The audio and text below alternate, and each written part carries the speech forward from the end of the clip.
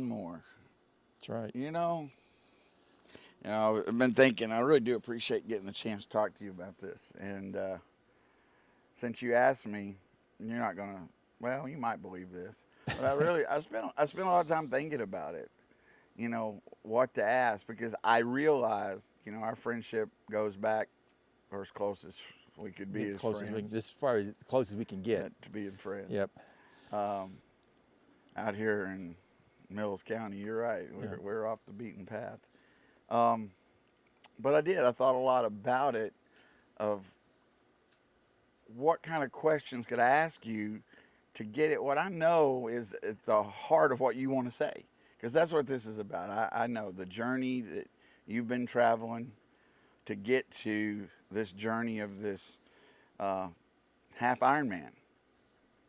Um, and we'll talk more about that later. And, some of those details just fascinate me because of the amount, not just the preparation physically, but mentally, and that might even be more of it, to be able to get to that outcome in Waco when you go through that all at one time.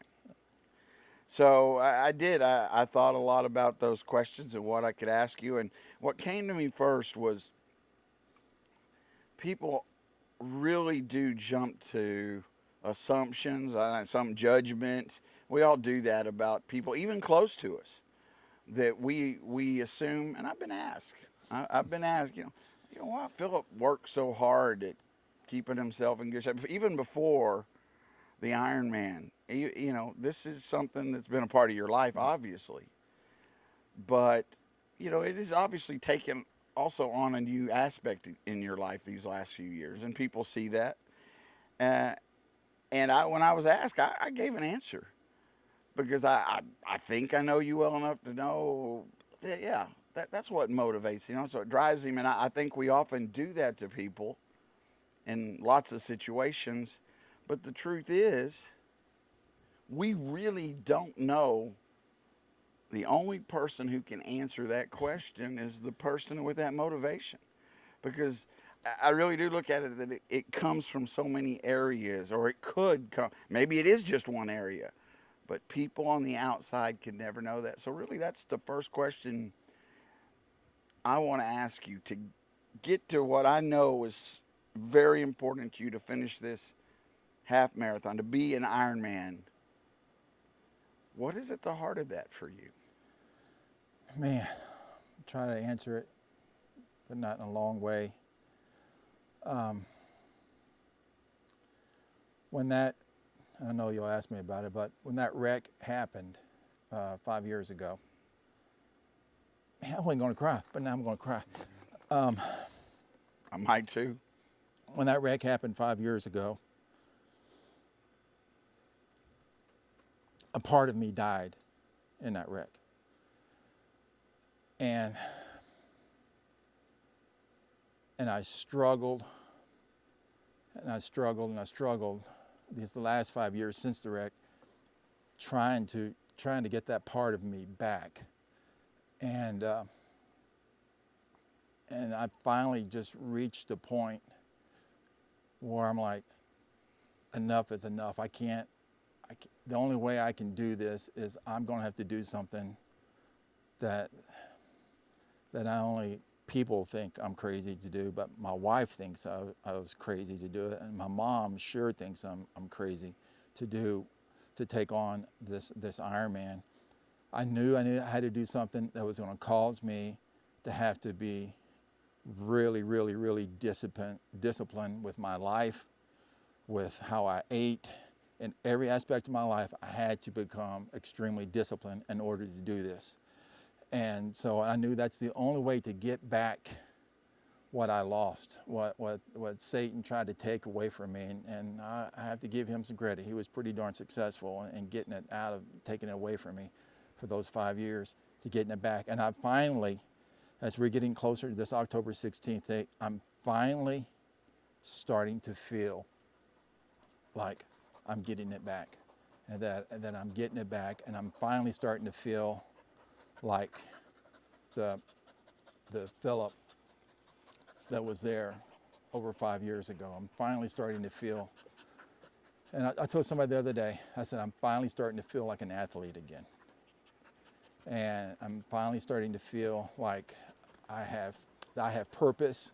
I'm starting to feel like, you know, there's meaning to my life, because that's what he took from me. It was that I felt like my life was just meaningless. So, you know, you went through and two major events in a short period of time. Diagnosed with cancer, then the accident that, without question, both, but either one could have ended your life. Yeah. And you say that, you know, the meaning from it, I know how much your spirituality means to you. I know how much your faith means to you.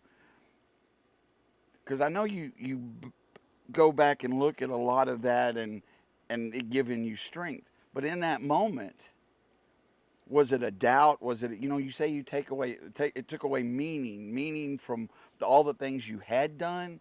You know, what had it taken away from you? What just took away, had my life even mattered up to that point? What if I did die in that wreck? Would it made any difference?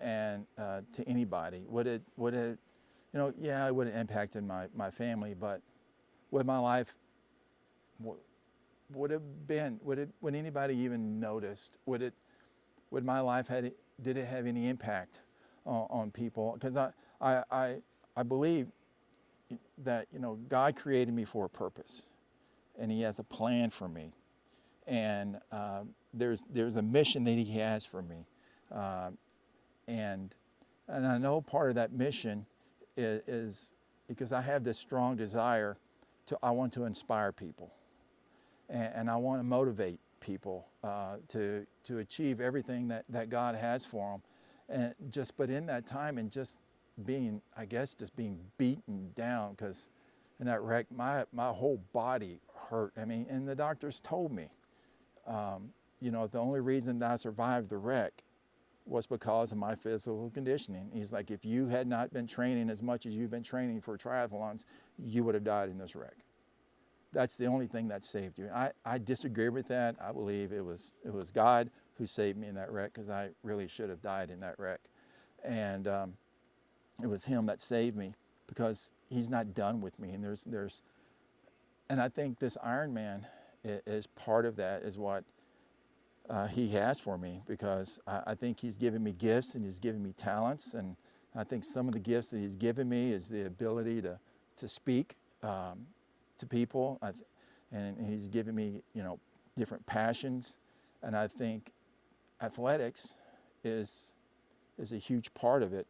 And when I signed up to do this Ironman, when I was signing up, and you know, my high school friends that'll hopefully be watching this, I was thinking of my high school classmates.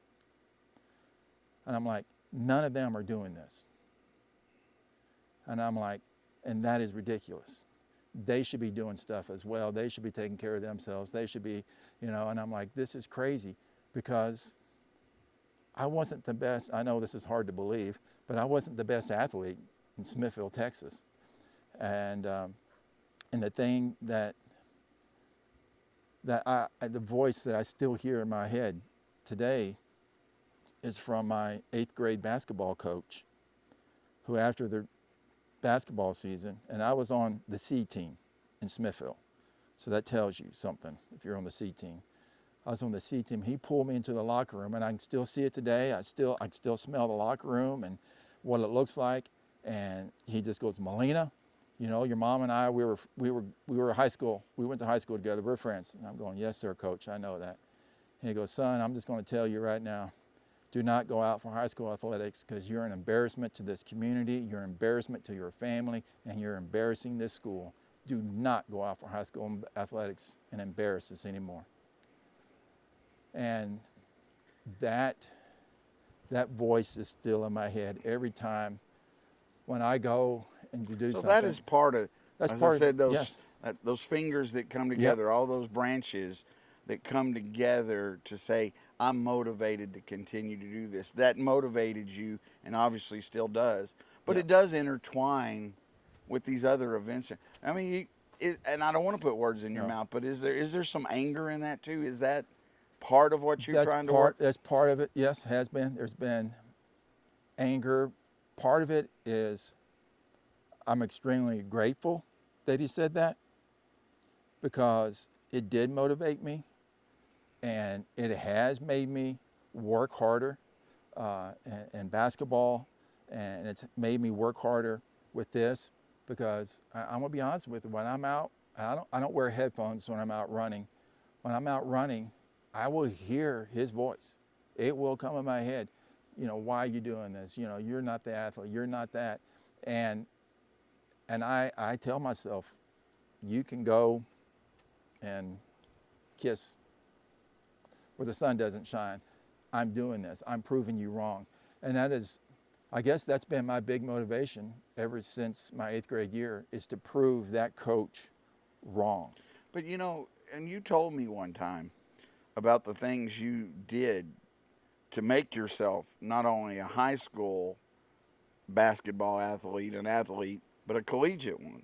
You talked about the hours you put in. So yeah, you know, you see that motivation from hearing those words. But what's interesting to me is, you know, you succeeded. You got past that, but still it motivates you in other aspects of your life. Yeah. I mean, and I think, you know, talking about inspiring people, that's a big part of what people should see, that these things that inspire us don't always inspire us in just one thing. Yeah. Because you want to succeed in your job, in your marriage, all these other things.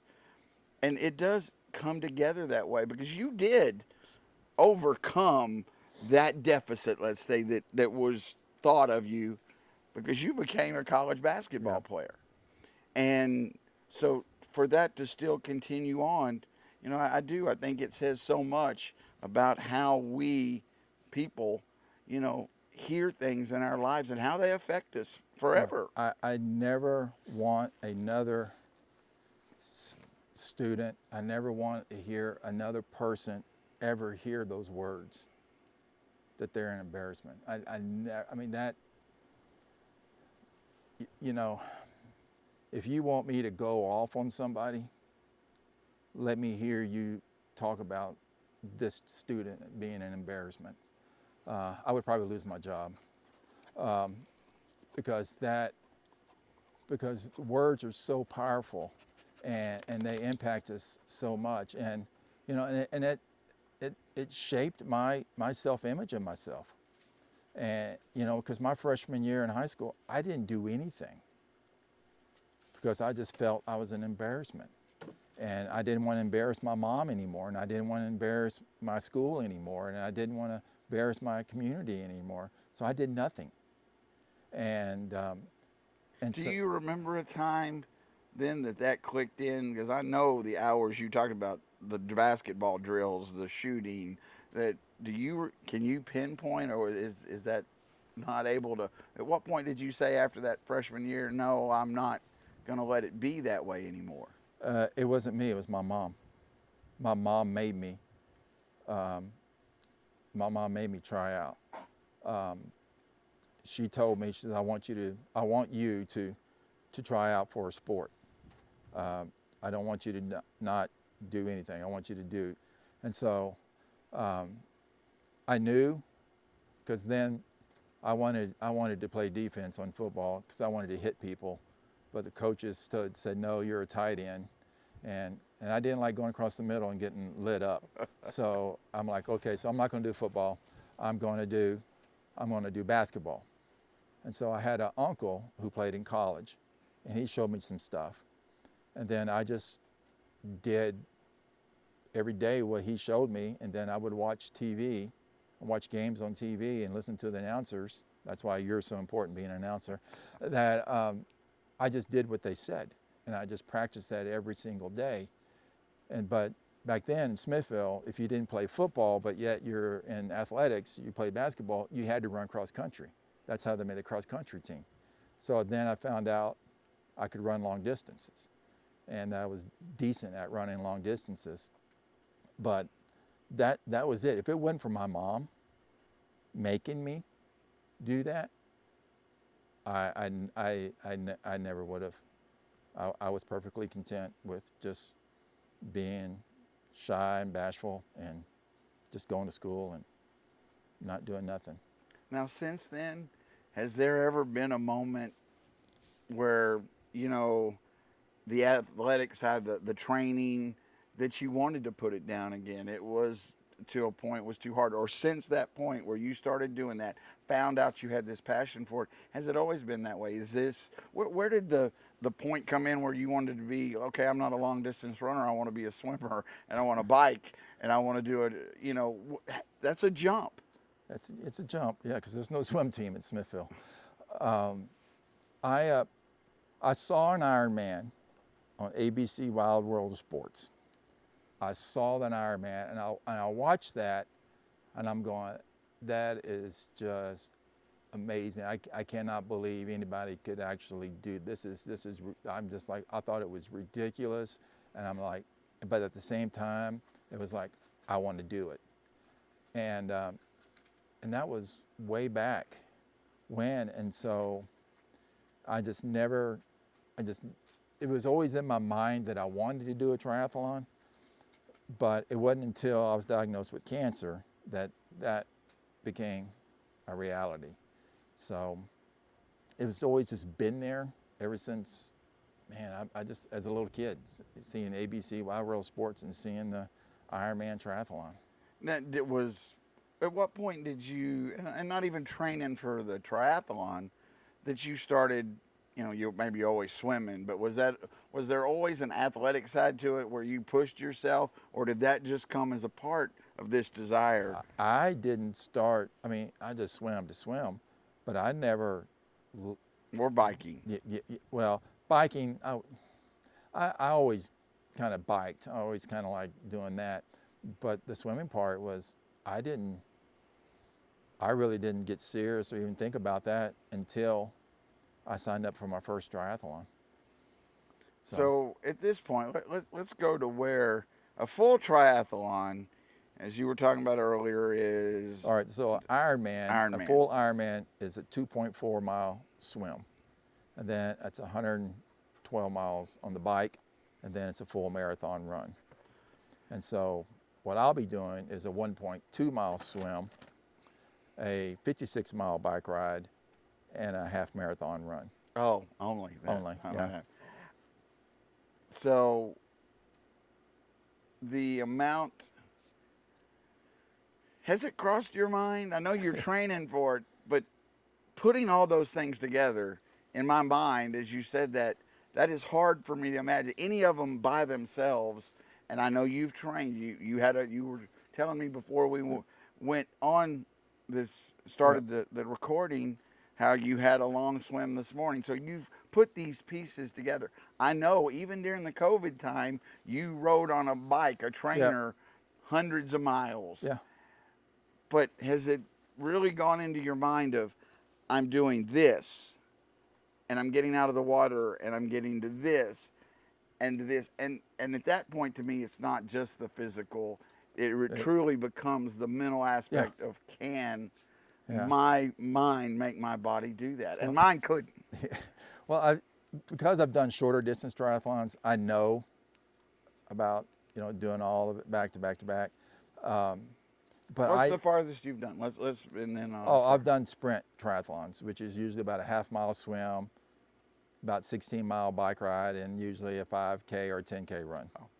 Oh well, only that. Yeah. So, yeah. So you've had, but you do on the transition, but still, Yes. Huge step. It's going to be a huge. And I know that during that day, there is going to be some walls that I'm going to have to bust through. There's going to be some mental walls that I'm going to hit that my body is going to want to stop. It's going to want to stop. And I know that that's just something I'm going to have to push through, because now I know my body can do it. I know my body is going to hurt, but it's going to be a mental thing. It's going to be mental when it hits. And I know that when one of those walls, when it hits, it's going to have that coach on this shoulder telling me to quit, you know, your embarrassment. And then I'm going to have me over here going, no. And it's just, and this side is. I want to know where Mark in there is Yeah. like, no, stop, please. Yeah, yeah, and Mark telling me no, telling me no. But it's, I just know this side of me, and this is where the spiritual battle too comes in. It is. I know that Jesus has told me I can do all things. I can do all things through Christ. I can overcome this. I can do all things, and it is a belief. It is a mindset, and I have seen myself cross the finish line hundreds of times already. I already know how I'm going to feel. I already know emotionally how I'm going to feel when I cross, because I've done it in my head so much, and I've visualized it over and over and over and over again. And so, you know, I'm looking forward to it, and I'm looking forward to those walls. And that's part of doing this, because I know if I can do this, if I can break through those walls and do that, then there's nothing I cannot do. And I know by completing this, the self-doubts that I've had about you can't do this, because I struggled in school, and so it was just, I know that by doing this, then nothing can stop me. And so that's, You know, I was, even though you think not that I was an athlete, but I remember watching some triathlons, maybe on Yep. Well, yeah. wide world of sports too, but and became part of the Olympics, Yep. because I remember sitting and watching, and there were a couple of those moments stuck in my mind, and I know they got a lot of press at the time of of those trying to cross the finish line and their body literally shaking. And I'm not Yep. doing this No. because that is the image I think a lot of people would have, especially those who don't train as hard as you. Yeah. And to try, I mean, even those that do, that they see those images, and it's frightening. I mean, I can still picture that, and people having to help somebody Yep. because their body, and I sort of understand, but you are, and all those who've done it or continue to do it voluntarily. This is, Yes. and I pay to do killing. this. Yeah. Explain somewhat, and you have a lot, but what do you to say to somebody who is more comfortable running to a buffet like me, but that is hard to understand, because you're putting yourself, I get wanting to reach a goal, but to put yourself really in some physical danger Yeah. to do that, that's not always easy for somebody else to understand. Because I mean, there's actually really, there's 3 times I should have died. One, when I was in my mom's womb, the doctors wanted to abort me, and she said no. And so she was bedridden almost her entire pregnancy with me. And 2 was getting cancer. I had stage 4 colon cancer, and I didn't know at the time that if you have that, you have a less than a 10% chance of survival. And then that wreck. And so I just want to live life, because I understand we're not guaranteed tomorrow, and I could die at any moment. And I just want to make sure that I live my life to the fullest. And part of that for me is just pushing myself to become better and better and better and better. And you know, age is not a number for me. It is. I still feel I can even get better. Even I feel right now that I'm in better shape today than I was when I was in college. And so, and I just feel I can get better. And I just looked on the list the other day. There's a guy 87 years old doing this IronMan. 87. 87. I want to be that guy. And you're only what, I'm only 32? 50. I'm only 56. I want to be that guy. You're older than me, and Yeah. by a couple of years, and that does bother me. That does bother you. I want to be that guy, because I want to be the guy, because that guy's an inspiration. I mean, I'm part of my goal that day is to find this guy. And I want to either bike with him or run with him or something, because I want to talk to that dude. 87 years old. And I can see that someday somebody will be saying that about you at well, the that age. I to wonder me, what because the oldest person who's done one. That's just, there is a nun. She's 92, or she may be 94 now. They call her the Iron Nun because she does the full Ironman. wow. So So just what kind of time frame were you looking at in the half Ironman that to do all of it, to complete all of it? You know, based off my workout times of doing them individually, and then adding in, okay, I know that I'm not going to be able to I won't be able to go as fast as I have been these other times. So I'm just kind of rounding things up. I'm saying, I'm estimating it'd be anywhere from 7 to 7.5 hours.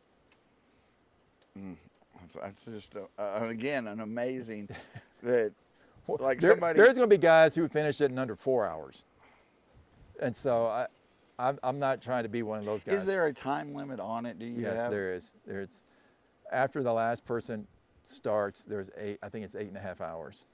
To complete it or Yeah, once the last person is going. So wow. How many are in the race? Do you have some idea at this point? I looked at the list and there's over a couple thousand. Incredible. Now this one's gonna in Waco. In Waco. Is the bike out of the city or Yeah, it's out of the city. You go out actually around the lake and through the town.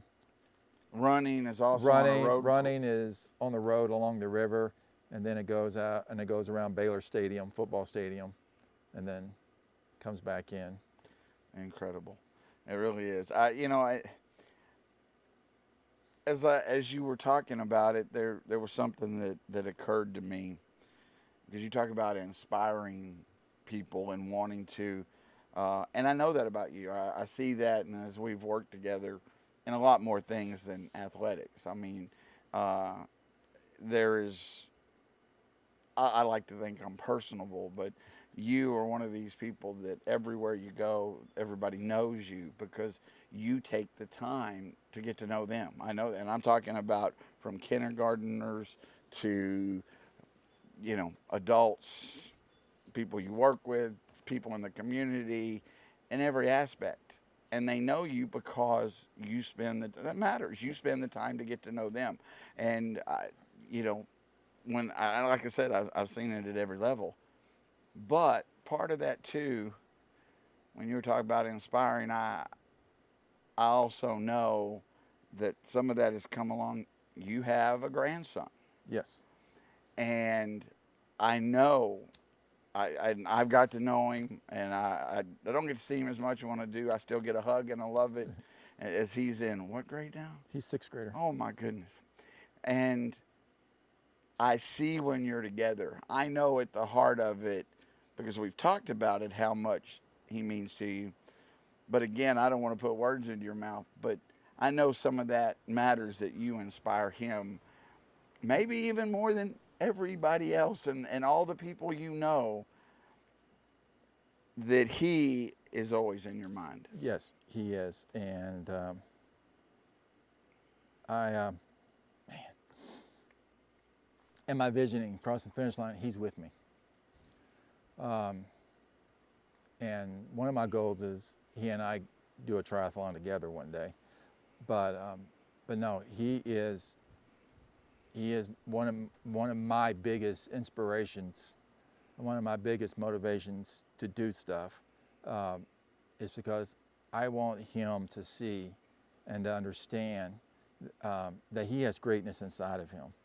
And I want him to see that and understand that. And so like today, before I came out here, I said, hey, look what I did today. And I showed him the map, and he just stands there and he just shakes his head and is like, I can't believe you do that. And he goes, and he told me, he says, you're just at a whole nother level than everybody else. And, coming from 6th grader, that means a whole lot to me. But his other grandfather is a world champion rodeo guy who's in the Hall of Fame. And so he kind of gets it from both sides.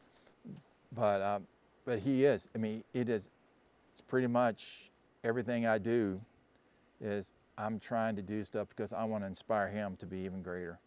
I want him to do greater things than I've ever done. I want him to be so much better than I ever was at anything. I want him to far exceed everything that I've ever accomplished in my life. I want him to do so much better.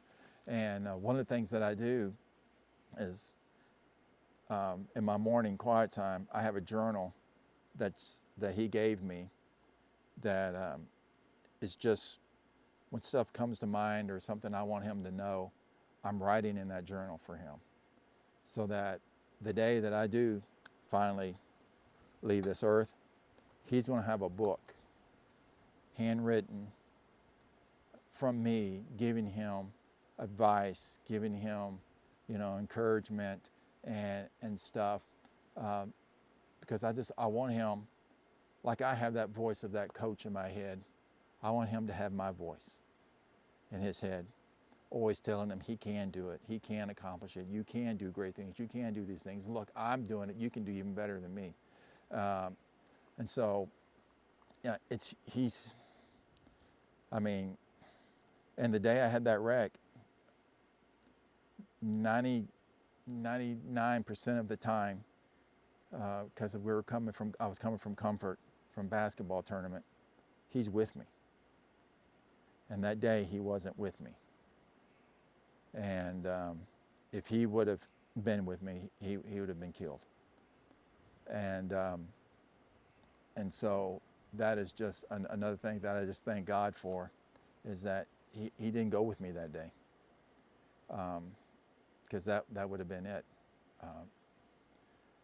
for him. And so, yeah, he's huge motivation for me, and he's a huge encouragement to me.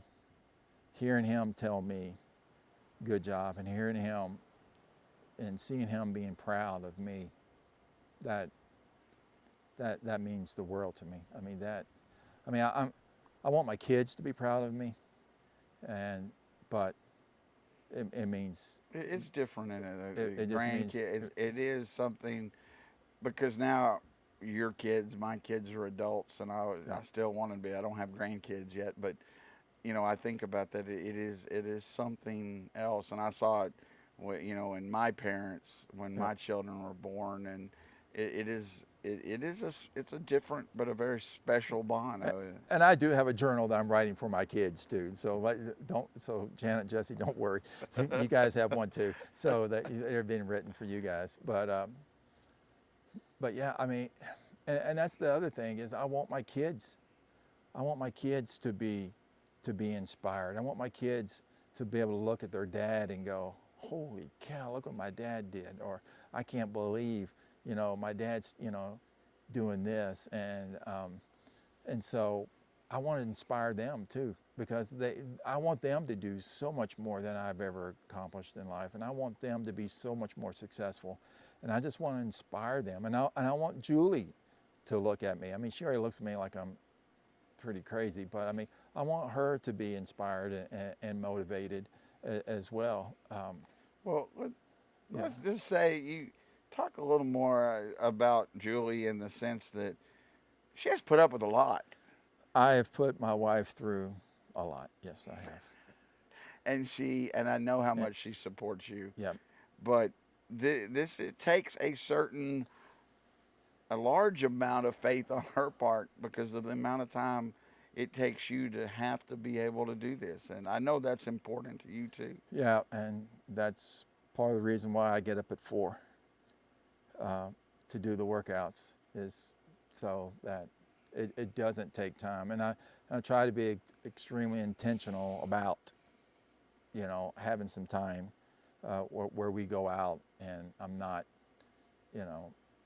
training. And so, if I was like, hey, let's go out and do this, I know, okay, I need to get my training in, but I need to get up earlier and do it before we ever go out. I need to try to get my training in while she's still asleep. Now, thank God she likes to sleep, so that helps a lot. But I try to get it all in before, and so the way it doesn't interfere.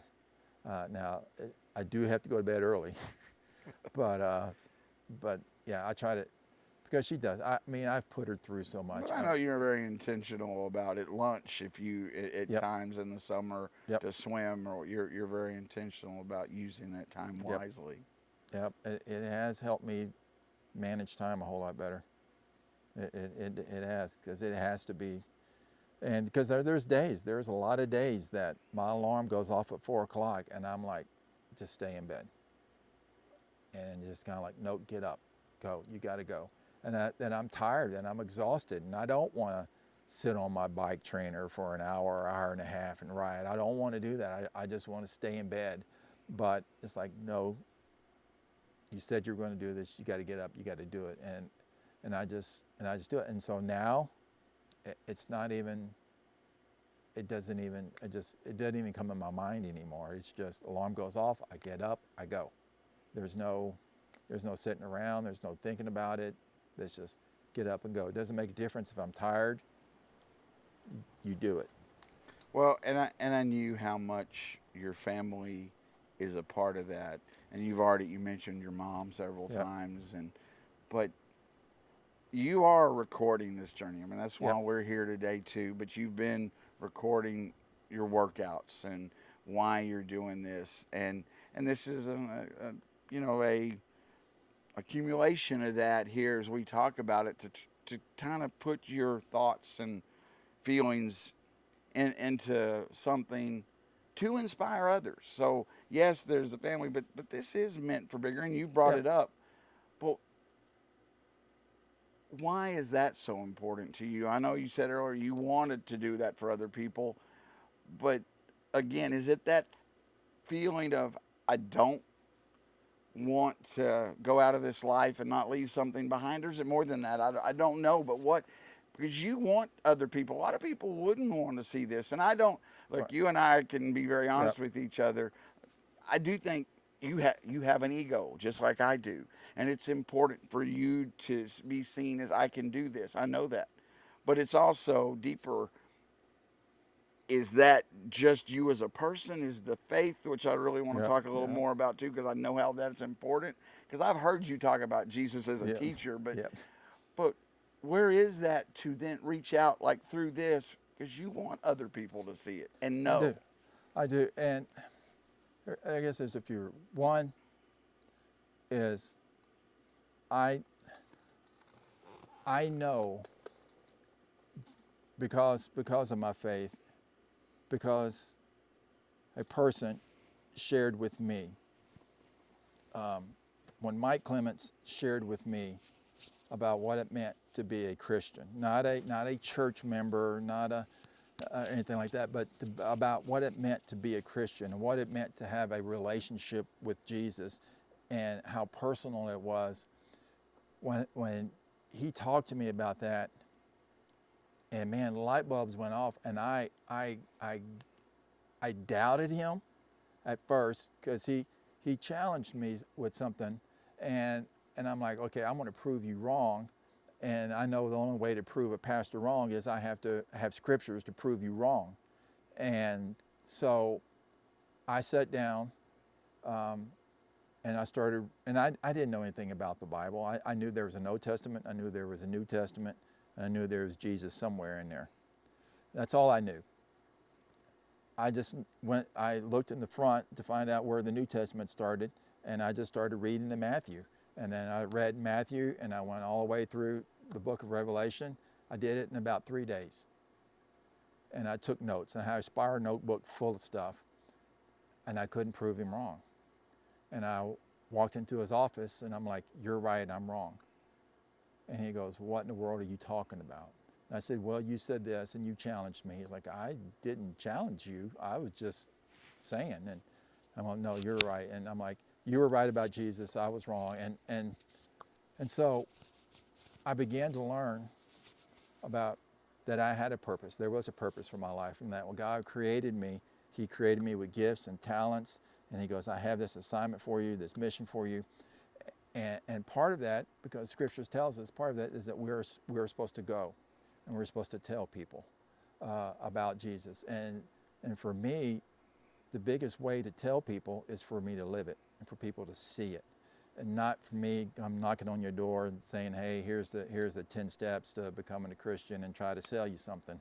It's like, no, it's like Jesus is real, and I want you to see it in me.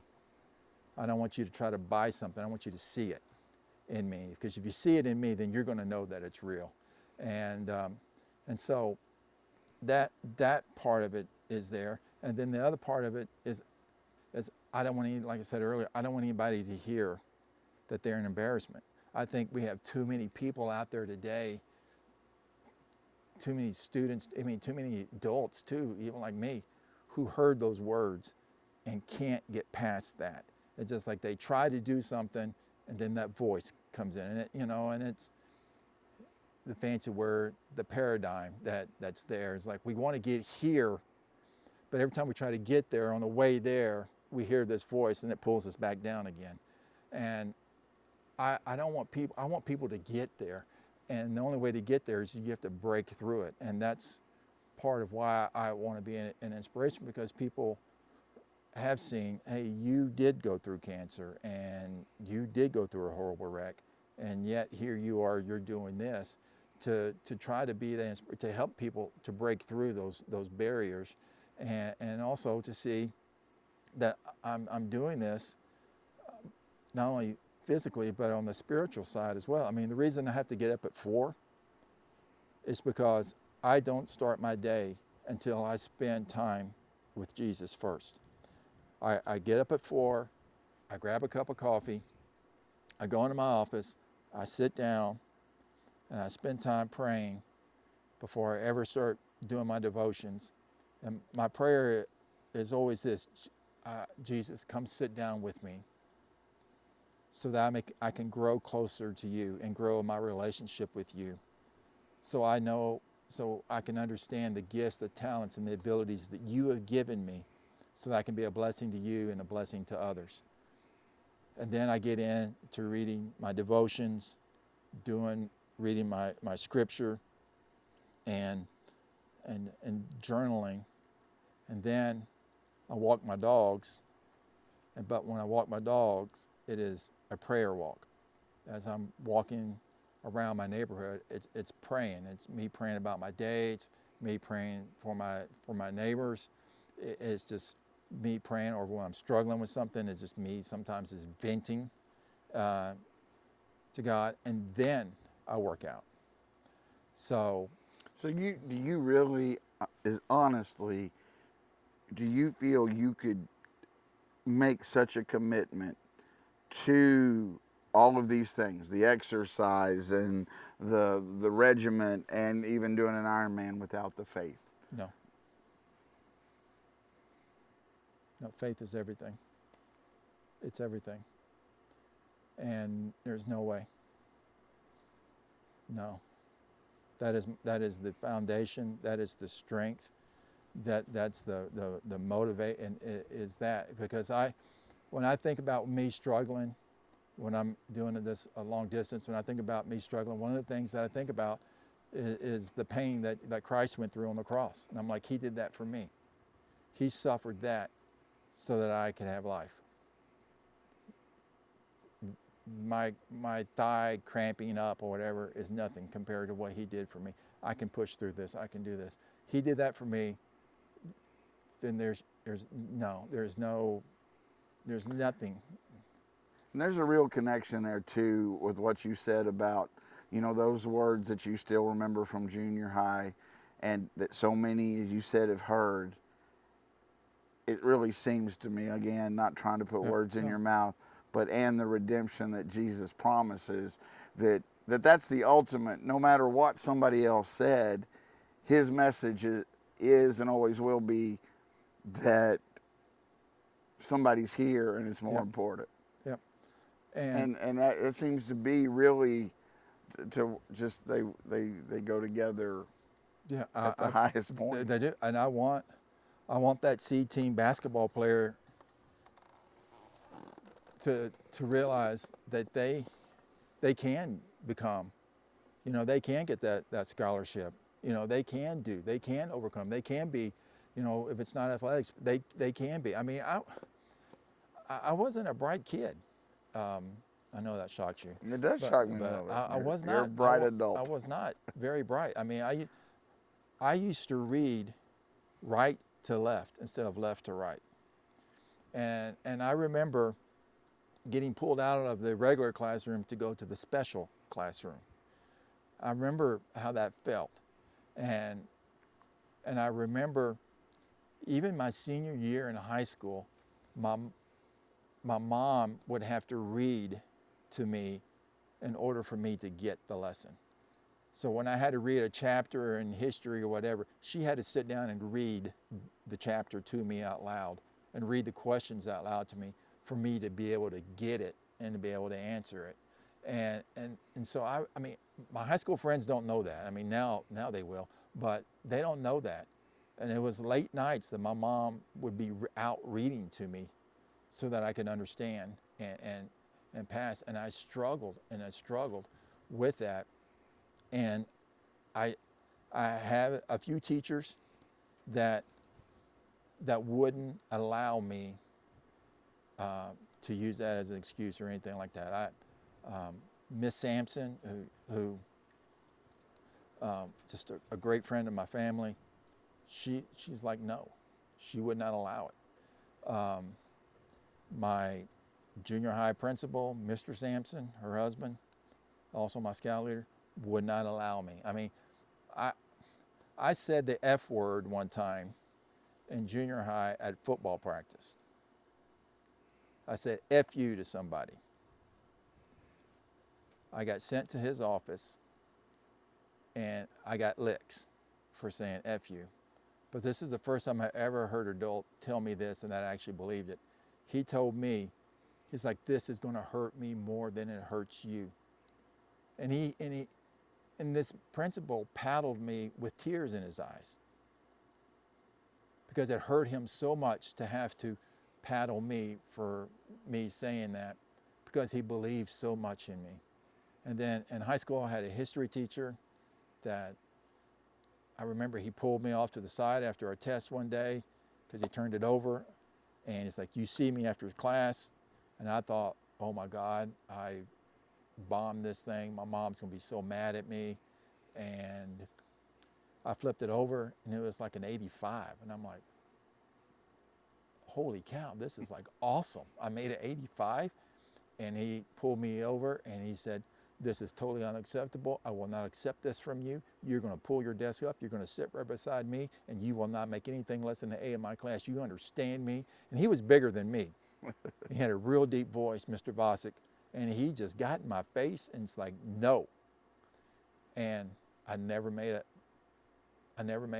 less than an A in anything else I ever did for that man.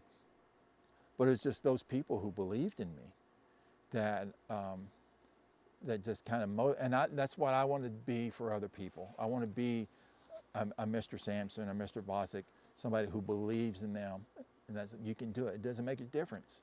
Isn't it an amazing thing that the power of words either way? Because what you've discussed is how at 56, words 40, 50 years ago have motivated you, but in two different ways. Yeah. And we see that, and of course, both being in education and part of it, we see it all the time. And it's one of the things, just retired from 31 years, it is one of the things that I still now think about because you're going to make mistakes. Yep. And I made them as a teacher, as a parent. Yep. We're all going to. But my hope, and I've thought about this recently since my retirement, that you hope that you have given more positive than negative over that time, because it's going to happen. But it is also shows the power of words then that we all hold, and this is something people know, they talk about, but way too often we're too flippant with them, and that's what we see over and over again. Both of us have, and we see it. I know it in my life, and here today, and talking about this journey that you're on, and how much it was spurred by that. Yeah, I just want, there's just too about belief, because I believe when somebody says something to you, it gives you that belief that you can't. And when you have that you can't do something, then you never even try. And I remember I told my dad one time when we were farming that I couldn't, that I said I can't do that. And he told me there's no such thing as can't. And I was a smart aleck, and I said, yes, there is such thing as can't. It's in the dictionary. You might want to look it up.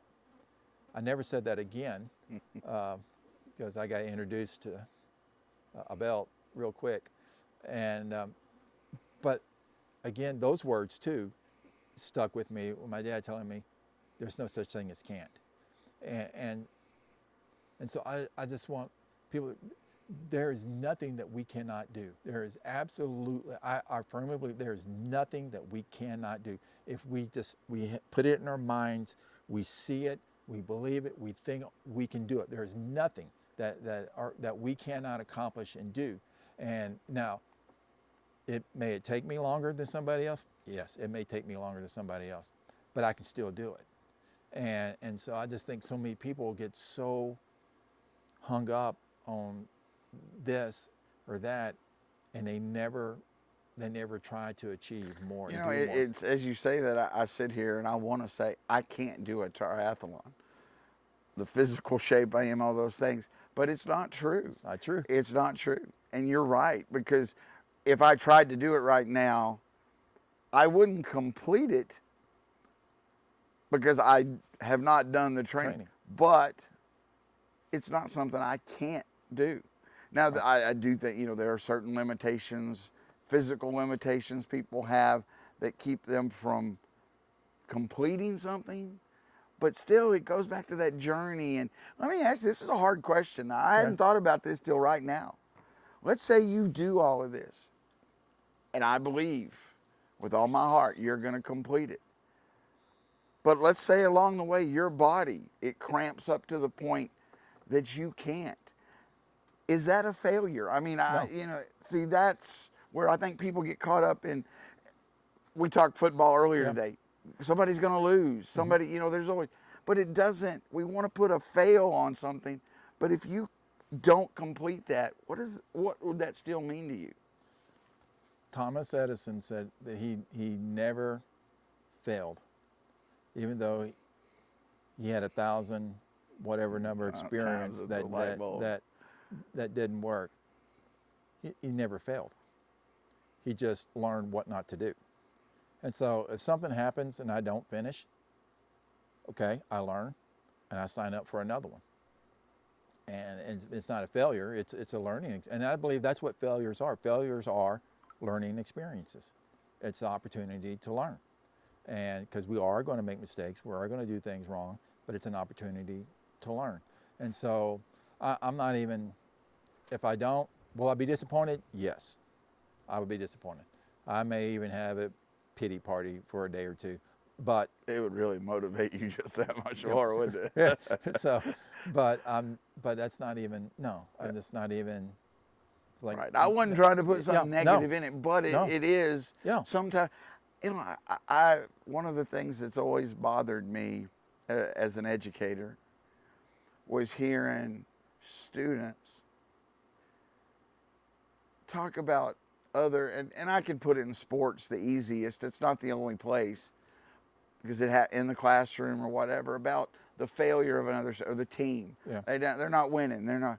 And the first thing I always ask, are you willing to go out and be on that team and help it? Because you're never going to convince me somebody who's willing to try and strive to be better are losers. Even if the scoreboard, I've never been, and I don't want everybody to get a trophy.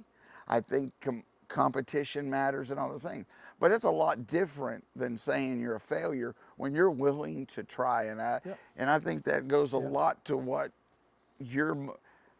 everything you stand for here in this journey is. Yeah, there's just no, in my mind, there's this, no, you do it. And it's just, you can't listen to those things. And that's why I say, with the coach telling me that, yes, there's anger, but also there's being very grateful because of that motivation I have to push through and go no, and to be able to say no to that. But I'm able to do it with my body physically, with stuff, and like pushing my body to do things and do athletics and stuff. But man, that it becomes a struggle when it comes to other things in life. That, okay, you're not smart enough to be able to do this, and you blah blah blah and whatever. And so that's where it's still a huge struggle, and everybody struggles with it. And that's why I'm really excited about completing this, because I know it's like, once I complete, okay, man, those little voices about, okay, you're not smart enough to do this, or you're not talented enough to do this, like, oh no, you don't understand. I just did this. There's nothing now. There's nothing. So this is just kind of like a big measuring stick for me, and that's why I tell people too. I was very thankful that I went through cancer, and people don't understand that, but I am very thankful that I went through it. And if I could go back in time and get to choose whether I go through cancer or not go through cancer, I would choose go through cancer every single time, because it was just a great experience, a learning experience, and a growth experience, and it was something. But anyway, that's a long way to answer all that question. So, Well, it's starting to cool off a little bit. I had something to eat, and I think that and the sun's starting to go down, and it feels much better. A few bugs and flies, but other than that, here out in the country, kind of part two from Mills County. And I do. Well, you might see a sheep or goat go by, and I'll probably see a deer over here. How much of, like when you're exercising, when you're working out, I know you you work in the pool, you yep. also ride your bike stationary, but you also go out open road, a lake. I know you were at Inks Lake today. Do you ever take the time? Is that an important part of this, that kind of being in touch with the things you see? And then for both you and I, God's splendor, I mean, Right. you can, overstate that, but, there's just so much around you. Does that ever come and you think about it in those long hours of training? Oh yeah, absolutely. A couple of weeks ago, when I rode I was almost in San Saba, so I was pretty close to getting to you. Um, it was just great just to be out, and I don't wear headphones or anything like that. I don't listen to music, and it's just great. It just gives me a chance just to think, and to think through stuff. And the other day, I took a day off from work, and I did a workout where I went and I swam a mile, and then I got out and I put on my running shoes, and I did a trail run, and I just took off running. I didn't really have a set mileage in my head, but as I was running, I looked at my map, and I'm like, oh, this trail, I was in Liberty Hill, this trail goes into Georgetown, into a park in Georgetown. So just in my mind, I'm like, I'm out in the middle of the woods. I'm going to run from Liberty Hill to Georgetown. So I just took off running, and it was just so great just to be out in nature, and just to work through problems, and to work through just things that are running in my head, and just going through. And that's another reason that I exercise, is just it helps me think. It helps me clear my mind, and helps me to think and to work through stuff. So anytime I have something that I'm struggling with, I'll just go take off and just go. And I love one of our coworkers, former coworkers, got me into trail running. Richard got me into trail running, and I'm loving the trail running stuff. I didn't think I would, but man, there's nothing like getting out in the middle of the woods and just running. And so I love it. Like I said, it clears my mind, and I feel so much better after I do it. And I know like running 13, 14 miles doesn't sound like you feel better, Well, but you know, I do. I feel better. I think a lot of people would think you're not really, you couldn't think about much, but what your body is fighting through. But do you find that's very rare? Most of the time, Yeah, you are thinking about those other. I am completely zoned out when I'm going. I'm just going. Like today I swam 2.2 miles, and it was just, in the water, and it was just it was just me in the water and just going and just I wasn't even thinking about. Do you how find far.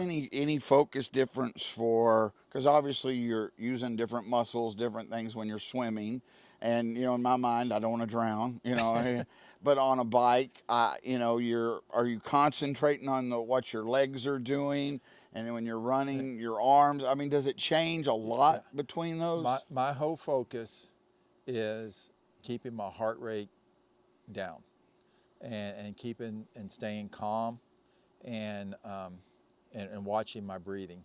That has been my whole focus in all my training.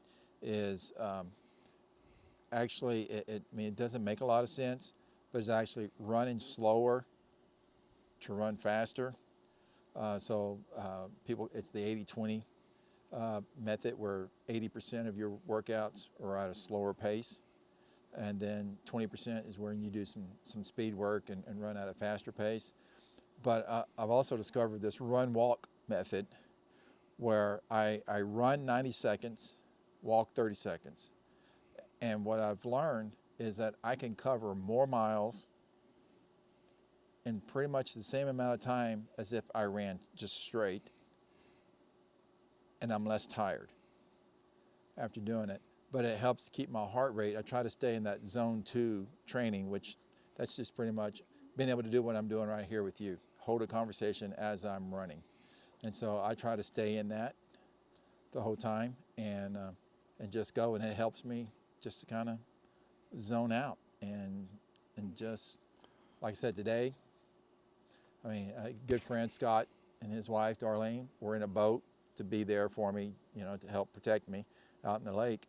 But I mean, it was just, once I got in the water and started going, it was just, I was by myself, and it was just me, and just Well, going. when you do it separate, I guess it could be different, but we haven't talked about it. Mentioned we took Yep. a little break to eat. Nutrition, very important in this. Now, and I want you to talk too about the difference in the actual race itself. And you and I have kidded about that. I plan to be there with. I'm going to see if I got a water bottle here. Oh yeah, Yeah. and pass it as you go by. But all kidding aside, you can't do that kind of race. You can't go from swim. I No. say can't. I Right. should no can'ts. No But can'ts. but you need Right. that nutrition and is hydration, and so you have to really think and plan I that out. really got to plan it out. And so I did do a 10-mile run one time, and I didn't hydrate really well leading up to that 10-mile run, and I couldn't complete the 10-mile run. I got to like mile 7, and I was like, had to stop and walk, and it was just, I was so ticked off and mad at myself, and Julie had to remind me, most people can't even run 7 miles. You need to lay off of yourself, but it was because I didn't hydrate that well, and so really learned the importance of making sure I have plenty of electrolytes in all the stuff that I'm doing, and in my drinks, my nutrition drinks that I have with me when I'm riding and running, that I'm making sure I stay hydrated. And so just I make sure that nutrition-wise, yeah, I mean, I'm not going to be stopping to eat a pizza during the ride, but I might. you might. While you're gone. While I'm gone, yes, you can go eat If you whatever. don't see me, I'm close. Right. Trust me. It will be. So the day of the race, I will get up and I will eat breakfast not a greasy breakfast, but I will eat a breakfast about 3 hours before my race start. And then I will have goos with me that have calories and have the salt in them and everything, and the energy stuff with me that I'll take right before I get into the water and swim. And then I'll have some set up at my bike. So when I come out of the water and get on my bike, I'll have gels with me on my bike, and I will probably have a banana or something, or a protein bar right there to eat, to have with me, because you kind of hydrate and get your nutrition in on the bike. And there'll be aid stations along the way where you can get some more gels and stuff. And then on the run, it's the same thing. They'll have some gels and stuff, and I'll have that with me. But it's just staying hydrated the whole way. So I have 2 big water bottles on my bike that I'll have, and I'll probably consume both of those and probably another bottle while I'm on the bike. And then I will have water with me. I have like a handheld water bottle I have with me that I'll run, and I'll have my my electrolytes and stuff in there as well. And I'll probably have some salt tablets or something with me. Just depends what the weather's going to be like that day. And that makes a lot of difference. You know, whether the humidity high, low. Yep. Obviously, we've had a hot summer into here, still September, but by October the 16th, it could be a cool day. It could be a cool day, or it could be 90-something degrees that day. Who knows? And so, yeah, it depends a lot with that. So, but yeah, it's just staying on top of it. So that whole week before leading up to it, I will be consuming a whole lot more water. What are there things you can do? Obviously, the hydration and the salt tablets, all these things for cramping, and obviously some of it is a mental thing to go Right. through the pain. But cramps form if they do, they do. Do you have to I mean, is that just? Have you had a lot of problems with that? Is that something but because of the preparation, that in itself is not usually going to be a problem? The only time I've had any kind of cramps, I've had it in the bottom of my feet and in my toes when I've swam. Not often, but every once in a while I'll get a cramp in my bottom of my foot and in my toes, but that's been rare. When I'm doing the long runs, the bottom of my feet may get a little sore, but nothing that it just like, you just push through it. So, but no, legs have been, which I mean it's amazing, but legs have not. They've been strong. They've been great, and so body-wise, I mean, from the wreck. I mean, they thought my shoulder was broken, my neck was broken, thought my leg was broken, and so, but none of that's giving me any issues. Like today, swimming the 2 miles, over 2 miles today, no. I got out of the water, got in Scott's boat, and his first words were, "Man, how are you feeling? What's wrong? Are you all right? Are you all right?" And I'm like, "I feel fine." He goes, "You're not tired?" I'm like, "No, I'm not tired."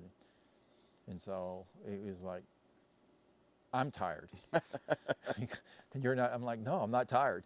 But it just, but it's a lot of that is the mental part, and it's the whole just being in the zone. Hey there, baby. It's just being just in that zone and just not thinking, and it's the one time, like like my wife always asks, "What are you thinking?" I tell her nothing. She goes, "You have to be thinking about something." But it's really, no, I'm not thinking about, I'm just in nature at the time, and just zone out. And I don't even, it doesn't, I didn't even feel like I ran. I mean, I did 2 miles today. I mean, I really did not even feel like I swam 2 miles at all. So that's a happy dog. Yeah. So, and as the dog enjoyed some of the leftovers, one of the things that I do notice, and I want to bring up one more thing about our relationship and humor in just a minute, but one of the things I've noticed about you, I think there's a lot of misconception about nutrition and some of those things about what to eat. Now, I'm not a nutritionist, and it shows. But the fact also, well, and the dog enjoyed the other steak too. That's a So good dog. enjoy, Yep. enjoy Zala. Shut off the grill. Fortunately, off it the was grill. off to the side. I'm sorry. That's a happy You dog. can't. I told nature. Nature. We're in. Nature. So, but you eat whatever you want. It is not something I know, watch what you eat, but it's not like you confine yourself to certain things or something. You have No. desserts. I've Yeah. seen you. Yes. And that is something I think a lot of people have some misconception, I- like you can't do these things together. Yeah, I just don't do it all the time. So I eat a lot of fish. I eat a lot of chicken and I eat a lot of beef as well, but a lot more chicken than I do beef. And a lot of stuff that when we cook, we use turkey meat instead of beef with. And I know that's like, you have a problem with that, but we'll use turkey meat instead with it. But I will go out. I will go and get a hamburger, at a restaurant, or I'll eat pizza, but I just don't do it all the time. I just, it's every once in a while, and I don't do it before I know I'm gonna have a big workout, So like last night, I knew that I wasn't gonna, I'm gonna go do this long swim. I didn't know I was gonna do as far as I did, but I knew I was gonna do a big workout. So last night I ate chicken. I didn't eat a big thing of chicken, but I ate chicken, and because I know, because I've learned, because I have eaten a pizza and then tried to go run a long run the next day, and it doesn't go well. So it's that learning process. It's a learning process. I learned. Yes. Well, it's also funny to me because if I worked out as much as you do, see, that would be, I'd be like eating all the time too, because I do consume a lot of calories. I do consume a lot of calories because, like, when I decided I was going to get disciplined, and so one of the first things that I decided I was going to get disciplined on to see if I could be disciplined was I'm going to not have creamer in my coffee. And I know you're not a big coffee, No. so it doesn't bother you. But I always had to have creamer in my coffee. And I always like having the different flavors and stuff. So I'm like, okay, no more. So I'm like, not doing creamer anymore. So I did that for a few weeks, and I'm like, oh, well, I got this. Okay, what else can I do to be disciplined? And then it was like, well, I was reading, and this is where you'll probably have some kind of comment. I was reading about how good mushrooms are for you and all the different benefits of mushrooms.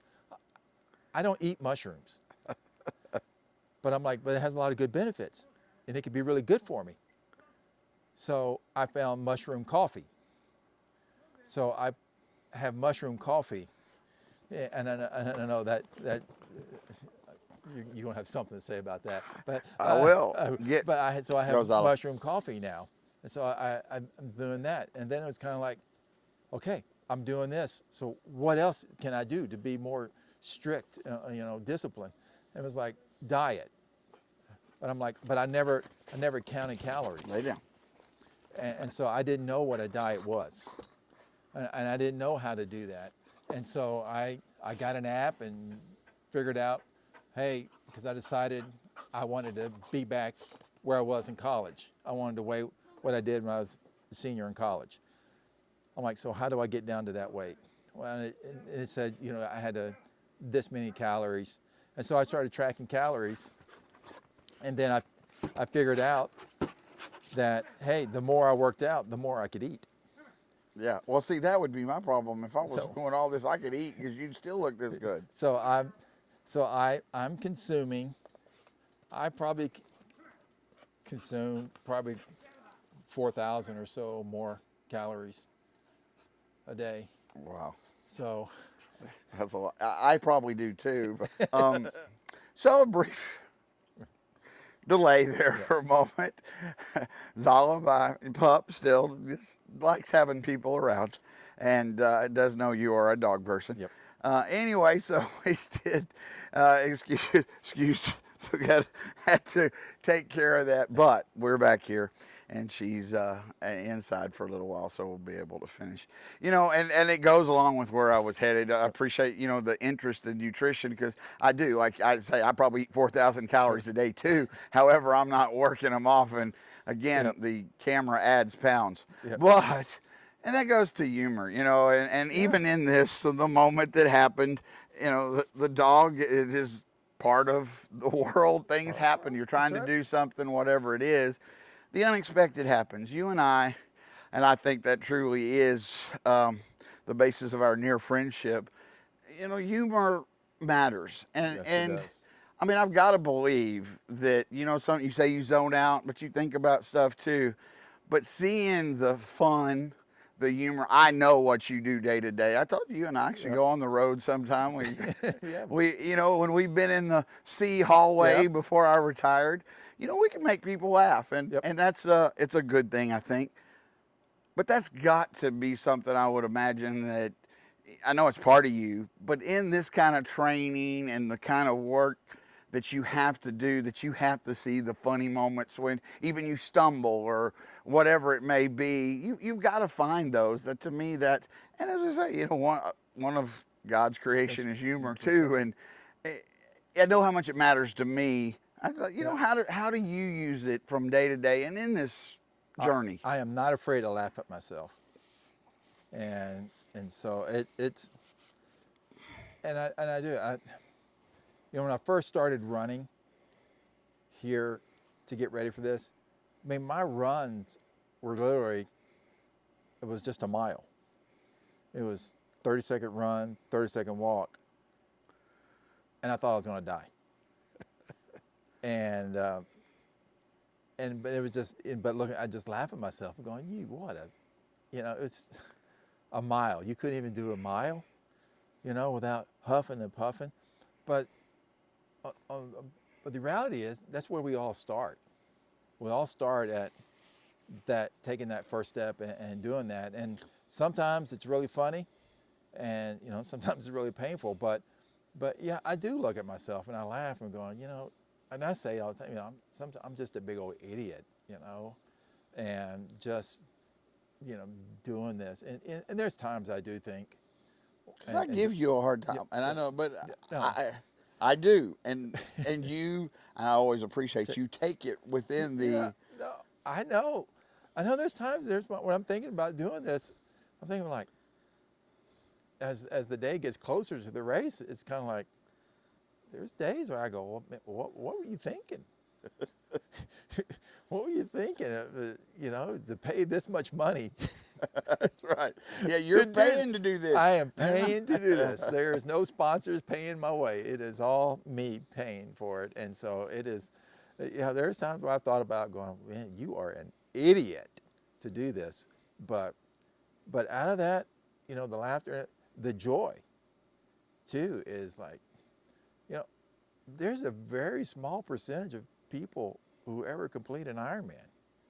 It's not a large percentage of people I'm sure of that. who can say that they've completed an Ironman. And so, that is like, something I'm looking forward to. And that's why I when people go, you're an Ironman, or I'm like, no, I'm not. And until I cross the finish line, I'm not an Ironman. I do not deserve that until I do it. Because you respect those yes. before you, that because you understand the hard work to get to it. But again, the completion of it is part of that journey, and until you do, you don't have that title that they earned. Nope. Until I cross that finish line, it is nope. I am unworthy until I cross that finish line. Because most people wouldn't see it that way. We already think you're worthy, Abra. No, I am not worthy until I cross that finish line. Until I do it, no. Well, so let's talk. I asked you a tough question earlier. What if you didn't complete? Well, here you are. You're a young 56, so it's not like, Have you thought that far ahead? Are you focused just on, hey, I want to complete this so I can be an Ironman? Or have you started looking at it, what if you do complete it, or when you complete it, what's the future? What is that in your mind? You know, I don't want to put words in your mouth because, you know, some people say, I'm going to start going to buffets. Me. Okay. So in my mind, it is, and I've already signed up for one, is I want to start doing half marathon races in different parts of the United States. I want to go to different places and run half marathons. I already signed up. Sorry, I've already signed up. I have one in December that I'm doing. But when this race is over, I'm already looking on the IronMan website at races in 2023. And so, since we used to live in Florida, I want to do one in Florida.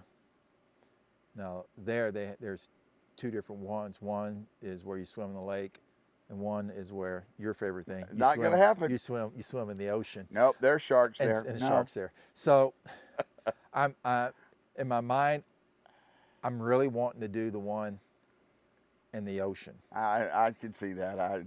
Just because it's more of a challenge. Yeah, because there are sharks there. I don't know why I need to explain this to people. Yeah, because there are sharks there, and so I want to do that. But I've been looking at other ones to go and do, and so yeah, I'm already in my mind. I'm already like going to the next race. I want to go do another one, and I haven't done one yet, but I want to go do another one already. I had a pretty good idea. That might be what you were thinking. But and by the way, I do want it clear that there are things that can get me in my world. Like I could get bitten by a rabid raccoon. Yep. But I am not ever going to be eaten by a shark because I'm not going where they are. So just so y'all are clear that when we're talking about that, we've had this conversation, and there are certain things that is not going to happen to me unless just motivation is swim faster. There's Jesus walked on water, and if Jesus there was a shark behind me, I would tread water. I don't know if I'd walk on it. Jesus said that when he left, that we were going to do greater things than he did. He walked on water. So I figure if there's a shark chasing me, I will be able to run on water. Well, Jesus just walked. I will be honest with you. When I read that story, I always thought he was on a shark infested, even if it was a lake. Somehow one got in there, and that's what do it. I just figured, hey. No, but no, that will never happen. So that's where that comes from. We've had that discussion. Yep. But more power to you. But I always look at it, if I went in and a shark saw me, he'd bring buddies back because it'd say like, it's a buffet open all week. So, it goes, at the very beginning, we talked about that want to inspire. We talked, the family and the motivation to get there, but inspire others. As you get now close to this,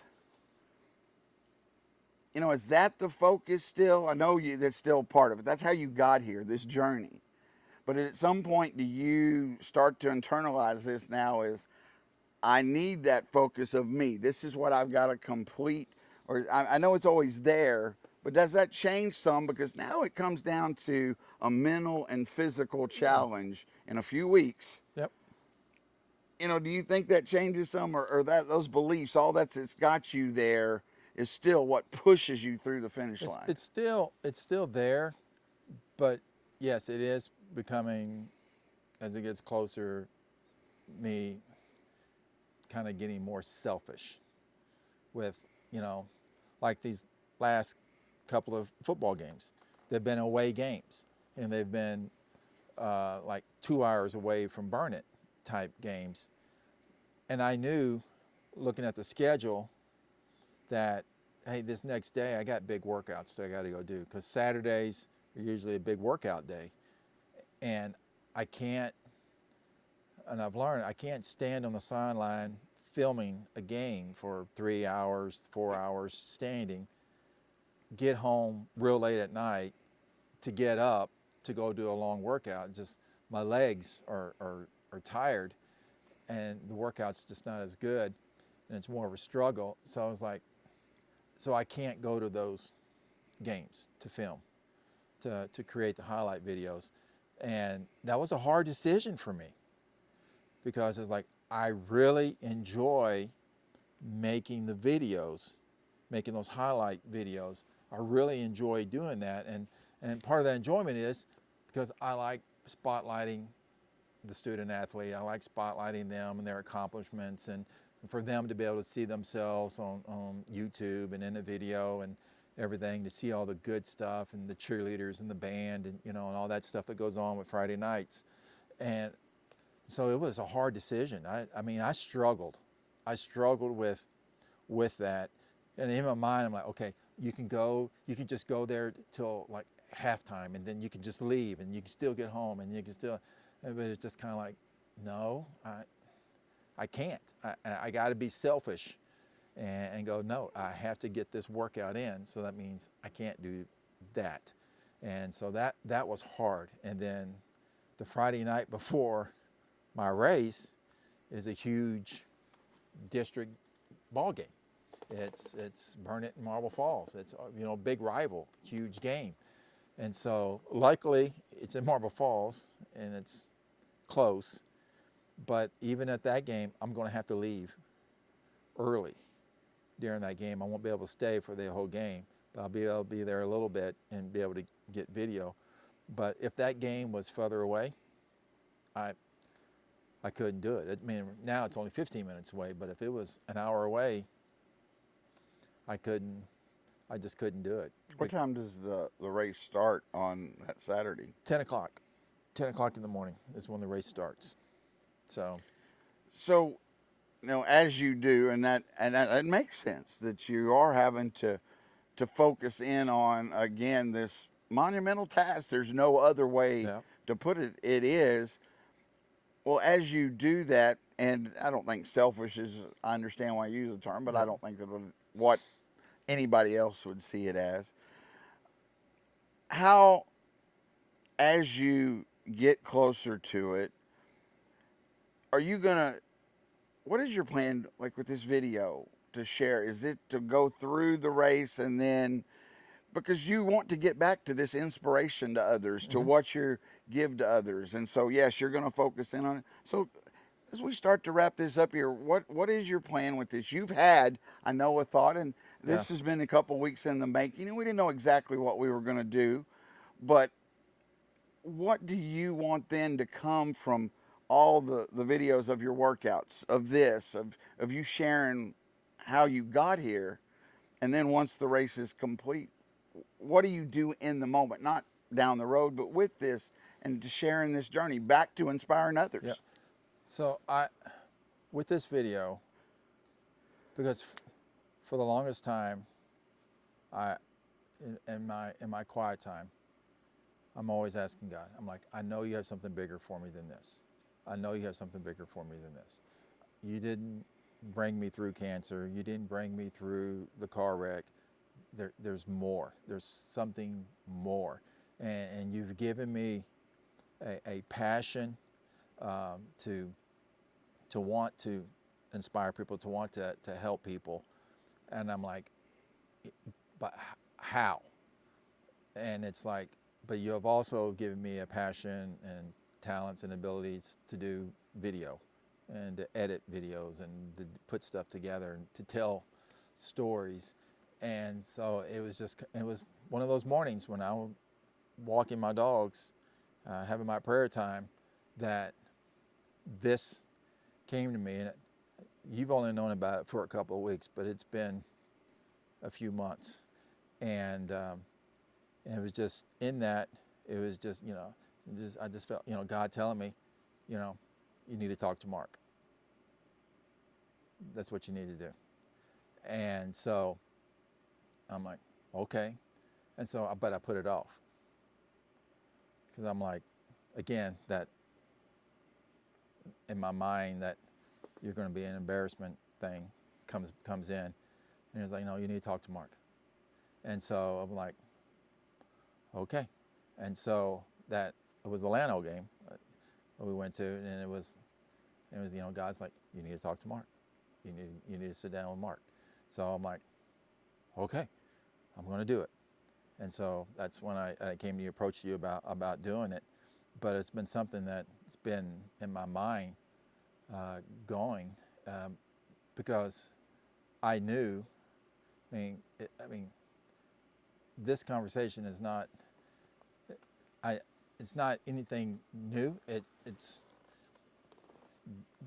God has asked the questions that He wanted to be asked, because I firmly believe that He is, He's the one in charge, and that you would, He's using you as a voice right now, and to ask questions. And I just want to put this out there, that hopefully somebody sees it, that's on the edge of wanting to give up and just wanting to cash it in, and they see this and they're going, if that guy can go through cancer, survive the car wreck, and do this, then I can overcome whatever it is that they're dealing with at the moment during that time, and not to give up. That's my whole thing, is just, I just want to inspire people not to give up, and it doesn't have to be doing something physical like this.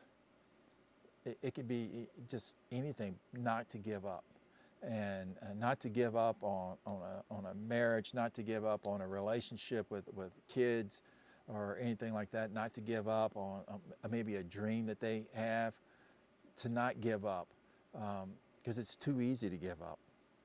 It's too easy to give up, and I just want to and just encourage people, just like I had some people in my life encourage me not to give up, and so that's why in this video, when I went through cancer, I documented my cancer journey, and I got so many comments from people who watched those videos, and I've had people from all over the world send me messages that they're going through cancer, or they know somebody who's going through cancer, and would you talk to them? And and I've had conversations with people that I've never even met before, that are going through cancer, and and so if I never would have made those videos, then those people never would have had the opportunity to hear about me and to talk to me and to go through it and to help them with their journey of going through stuff like that. And so that's kind of how this is all. Well, when you asked me, I didn't hesitate to want to do it, but I also know, and I knew, you could have done this alone. You could have just talked as you've done through other videos. And I want to tell you, it means a great deal to me to be in, and you've used the term conversation several times, and I think that's the perfect term for what it is. And I'm sure no professional interviewer which shows, but also these questions have been fairly easy to ask you, and from the sense that it is something that I have watched you inspire others. You've inspired me, and this last part, these last few minutes when you were talking about, and it's when it really hit me about not giving up. This is just the latest not giving up for you. We had talked about, we didn't go into a great detail, and I think that was right, because this is this journey to get through it. But it still goes back to what you had to go through to get over cancer and to recuperate. Cancer sucked. And I saw the pictures and the times you were that cancer was hard. Um, the chemo, that's hard. It's hard to go through because it kills everything in your body, and I've never been that exhausted in my life. It's much harder than the training, isn't it, for you? Yeah, When you talk, chemo was 1,000 times harder than training for an Ironman. It's hard. It's really, really hard on your body, and the wreck was that's extremely hard on the body. Um, but the wreck was more mental than the cancer. that was much longer struggle than just the Yes. day of the wreck. Yes. Get better. And I know that. Yeah. And that's still Yeah, part of that never giving yeah, up. that was a long journey. The recovering from the wreck was a lot harder than recovering from cancer. A lot harder to do. But yeah, it's and it comes down to the faith thing as well. It comes down to that, and and it's hard for me when somebody I know passes away of cancer, or they have a loved one that passes away from cancer. It's hard for me. It's hard for me to, even to this day, to sit and to talk to somebody, that just lost a loved one to cancer when I'm sitting here talking to them. And it's hard because it's like, okay, why me? Why didn't I die? Why is this person? And I know that, it's like, well, it was just their time. God was done with them, and I get that and I understand that. But the person who just lost a loved one, that's not very comforting to them, because they sit there and going, you had stage 4. My husband only had stage 2. Why did he die and you not? And I don't have an answer for that. Just that I know that the scriptures tell me that I am to weep with those who weep and to rejoice with those who rejoice. And so it's just, when I have those moments, I just like, I don't have answers, but I will cry with you, and I will mourn with you, and I will love on you, but I don't have an answer why, and I won't have that answer until I get to heaven. I'm not going to have that answer. I'm not going to know. Now, when I get to heaven and I look back, it's going to be, oh, well, that makes perfect sense. But right now, I mean, it doesn't. And I've had to struggle with that, because shortly after I was healed from cancer, a good friend of ours died from brain cancer with 2 young kids, pretty much the same age as my kids, and he's like our same, and died of brain cancer. And Julie made me go to the funeral. I did not want to go to the funeral, because I felt so guilty about being alive, and then him passing away. But it's hard. It is. Anytime somebody talks to me about cancer, it's hard, because now you look at me, you never would have known that I had cancer. You never would have known I went through a car wreck. And so when people, like in this video, they'll see the picture of the car, and they'll see a picture of me during cancer as well. But if you didn't see that, or you never would have known. And so it's a struggle. It's hard. I mean, it is. But it still goes back to that we don't know what somebody else goes through, and people could have, and whether it be a physical illness, a mental illness, problems that we don't see every day. Everybody goes through troubles in their life, and we know that. And that the never give up, it really doesn't matter if it's fighting through a disease or through training. It's still that same mentality that that's hard. As you said, it's hard to get to that point because Yeah. sometimes it does. And I felt that in my life that it's easier just, well, I give up. I don't want to fight through that.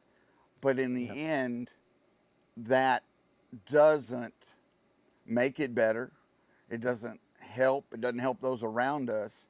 And, I mean, it very clearly came into focus as you talked about that again, that all these different things, it's still the same journey to get better and not give up that's at the heart of it. Yeah. It's, and I wear the shirt, go one more. And I wish I could say it was my saying, but it's not. It's Nick Bear, who his company BPN supplements that I use. I mean, that's their motto. That's their saying, go one more. And it's not, the go one more, it's not, for a lot of people, it's just, do the one more mile, the one more rep. It's more than that. It's more than just doing one more rep, doing one more mile. It's more than that. It's going that extra, and it's going extra To be kind to to somebody. be kind to someone, to be nicer to somebody, to go one more at work, to do more than what's required of you, to do, to be a better dad, to do. It's always just going one more, being that, and Jesus talks about that in the scripture. Go one more mile. They ask you to, the soldier asks you to carry their tunic for a mile. No, go 2 miles. Always just go one more. Be a little bit kinder, be a little bit nice, because you never know, like what you were saying, you never know. As we saw a person just run down your road, just want to pass out to you. With the dog? No, not without a dog. Oh, Just a runner was going down the road. Yes, I've seen usually with the dog they run. It's just appropriate. Yes, there was. But even out here in the country. Even out here in the country. I promise. Yes. Just that going, the whole deal of just going one more with everything in life, and I just, and that's what I, the whole deal, and that kind of is always in my mind too. Go one more. How can I go more? How can I do more? How can I, be a better, person? Because it's just, I just don't want to get to the end of my life and be in my bed and have regrets. I want to, when I'm in my bed, and I'm having my last breath, there's no regrets. It's like I gave it my all. I did it, and and success is not, being up on a podium. To me, that's not success. That's a great accomplishment, but that's not success. Success is, hey, I got up every morning and I did this. I did this for my kids. I did this for my wife. That is success. And I think we put too much success on, winning the big game and money and all that stuff. And those things are all great. Yep. But that's not truly success. True success is being what God created me to be. And if I can be what God's created me to be, then I'm successful. And that's what matters the most, is me being successful in what He created me to be and to do. And I just think this is part of it. This isn't about telling somebody, I'm not saying that they shouldn't, but to go run a marathon or a triathlon. No, because this is truly about showing others, including me, that you need to give that effort at all times. I think it's easy to try to get, because we talked a lot about it and the training and all those things to kind of get focused in on that. And I don't want anybody to do that, because and it's quite obvious to me that is, in this part of your journey, how you're using it. But this is about being a better person. About being a better person, yeah. And I just use the athletic physical activity as a way for me to, help me to be more focused and more dialed in. But no, I'm not looking to, inspire, you know, all these people to all of a sudden start signing up for triathlons. Like, you know, no, I'm not doing that.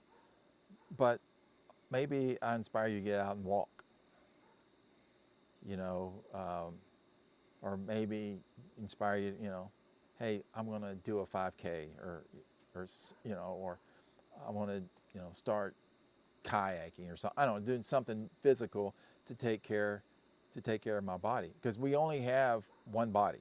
I mean, and this is it. We don't get, I mean, this is it. We don't get options. You know, this is it. And so, and this body's only going to last as long as I take care of it. And so I'm like I said, like that guy who's 87 who's going to be doing this Ironman. I want to be that guy. You know, I want to be, you know, my mom's 85 and she thinks I'm stupid. You know, and it's funny because it's usually your family who's going to give you the hardest time when you start doing something like this. And my family has given me a hard time. My family, you're going to wear out your knees. What do you think you're doing? That is just ridiculous. You don't need to be doing that. And so I just ignore them and just go, no, I don't want to be, you know, no offense to my mom, but I don't want to be 85 and sitting at home. I want to be 85. If I get to live to 85, I want to be active. I want, and that was part of our whole reason for us having kids early in our marriage, is that we wanted to be young enough to enjoy life, and you know, and I'm, you know, I love the fact that when I'm with my grandson, when I'm with Hayden, even when I go to his school, even when I'm at its middle school, a lot of the kids who don't know who I am see me with Hayden and they think I'm his dad. And I'm like, that's just freaking awesome that you think I'm his dad. And I'm just like, and that's what I want, because I'm active with him. I saw you a couple of weeks ago throwing the football with him before the football game. Yeah. I was thinking, you know, that dynamic as he was running routes. He was running routes. We're throwing, and you know, I want to be. And now that he's there, it's like, now I'm thinking, okay, so when he has kids, I want to be throwing the football with my great grandson. I want to be, you know, I want my great grandson looking at me going, "You're a freak." and so that's, you know, who knows? I mean, even the thought of ultra marathons have come into my head. I'm not even sure I know what that is. Well, because the word marathon makes me tired. Ultra does not sound better. That is running a trail race, and so they have 100-mile, and they have, you know, like 50-mile races and 30-mile races. I'm not saying 100-mile. Oh. But in my mind, I'm thinking, you slacker. I am. I'm a slacker. I'm a loser. But I'm thinking in my mind, I can do the 30. I can do a 30-mile. I can do a 30-mile trail run. I could train to do a 30-mile trail run. And so I literally thought, you know, like, you know, when you start looking at stuff on Instagram and how all of a sudden every single starts popping up. Everything. I mean, so I got trail runs coming across my Instagram feed. I bet you do. Like crazy. And so mine are discounts at restaurants, but anyway. So, yeah, mine are all about trail races. But I'm just like, I'm amazed. I'm intrigued by somebody who can run 100 miles. And I asked the dumb question, do you have anything past the, you know, past your IronMan? I do. And I'm just like, because that intrigues me. It's like, just like when I was a little kid, the Ironman intrigued me. It's just like, now these people who run 100 miles, I was like, how can you do that? 100 miles? I don't even like driving 100 miles. and yet, here I am in my mind thinking, I could do that. Maybe get there. But I do have a thing in my mind that I'm really looking at.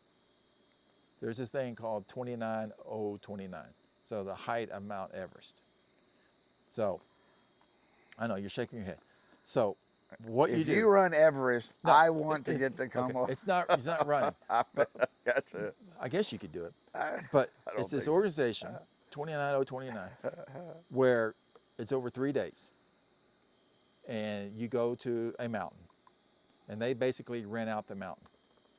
So they rent it like a ski resort. They rent out the mountain, and so you hike up to the top of the mountain, and then you come down on the gondola, and then you hike back up, and you have like 36 hours straight where you're hiking up the mountain, and you do that until you reach 29,000 feet, 29,029 feet. You keep doing that over and over and over and over again, hiking up going up There the are mountain. people sitting out here thinking of these kinds of things. They need to be. I just want you to know I'm fine with the marathons and Yeah. but at some point they need to be using it for something better, like how to stop sharks. But That's something. And so, I didn't even know there and was so- such a thing.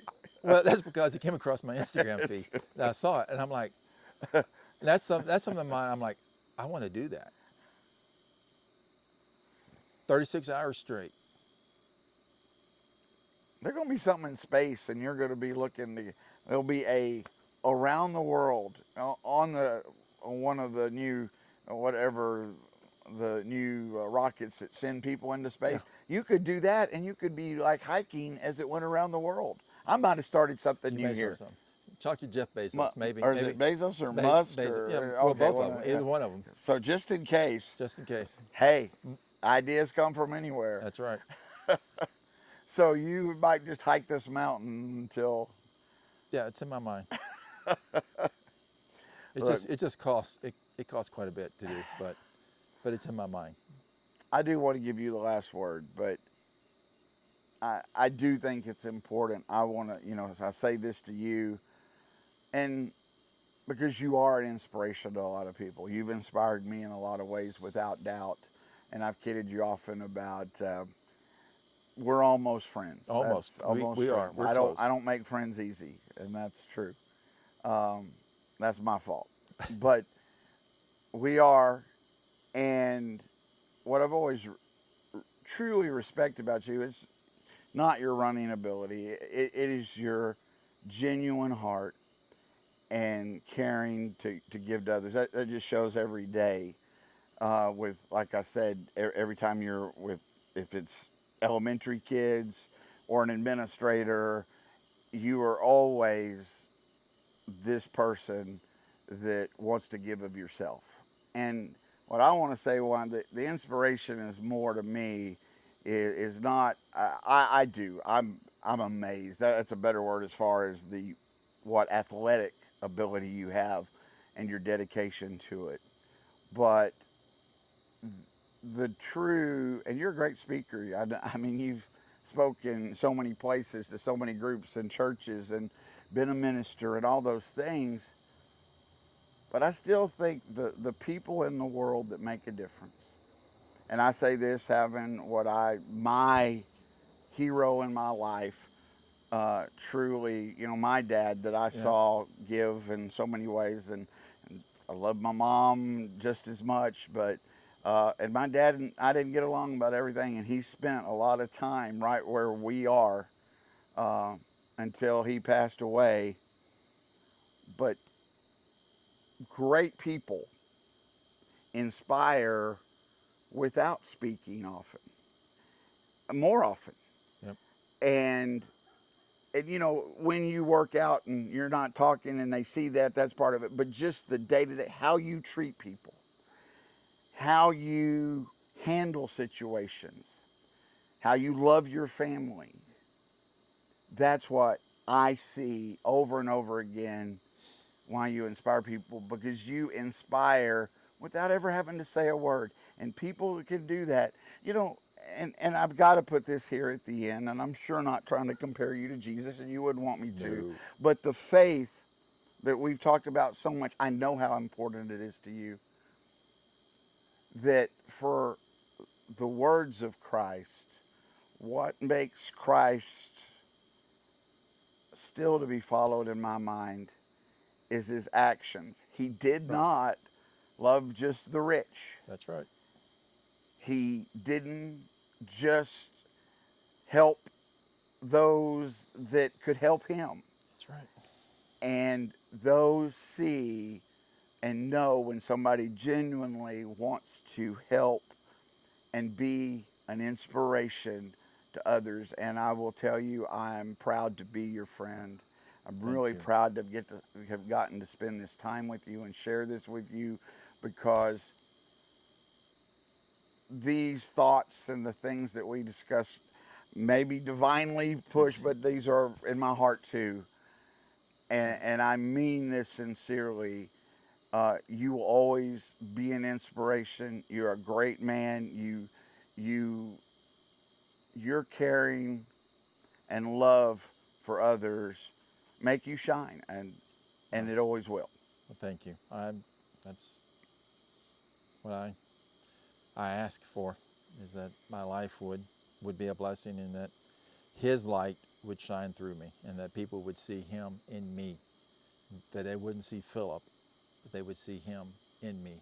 And so, there's days where I'm not so good. I'm not so good of a light, but I try to be, and that's one of the things I think about the cancer and this story, and I've shared it with a lot of people. There's the story when Jesus met the 10 leopards. There were 10 guys that had leprosy, and they see Jesus, and they know who Jesus is, and they know the power that he has, and they ask him to heal them, and he says, go show yourself to the priest. You're healed. And as they're walking to go back to the priest to show them that they are clean and they're healed and they can come back home, one of them looks down and looks and goes, my leprosy is gone. Now all 10 of them looked and saw that their leprosy was gone, but only one guy turned around and came back to say thank you to Jesus. The other 9, they just went back and just normal, went back to their homes and their jobs and lived their normal life. I've always said I want to be that one guy who came back, who said thank you and appreciated that what Christ has did for him, and live his life for him and everything. That guy, because Jesus said, it's like, there were 10 of you, where's the other 9? And they just went back. I never want to be normal. And I guess that's why doing Ironman makes me not normal. But I just don't want to be normal. I just don't want to be the status quo. Because Jesus healed me of cancer. He saved me in that car wreck. He protected me in that car. And so he protected me in my mom's womb when doctors wanted to take me out. He protected me in those things. I can't go and just be normal. I have to try to shine the best that I can possibly shine for him, and for his light to shine through me. I owe him too much. I mean, I don't. I do, and I can't do enough. And if this helps one single person, then I'll do 100 more Ironmans if it'll help one person. I don't care. If it helps one person not to give up, then I'll do it. That's the least I can do. Well, I do appreciate you letting me share this journey, and I know sharing it with so many others. I appreciate it. Thank you. Thank you, and I can't wait to see you on the line there. Yeah, I'll have my water bottle ready. Might have one for you. Yeah, it's gonna be fun. It's gonna be a fun time. It is. It's gonna be good.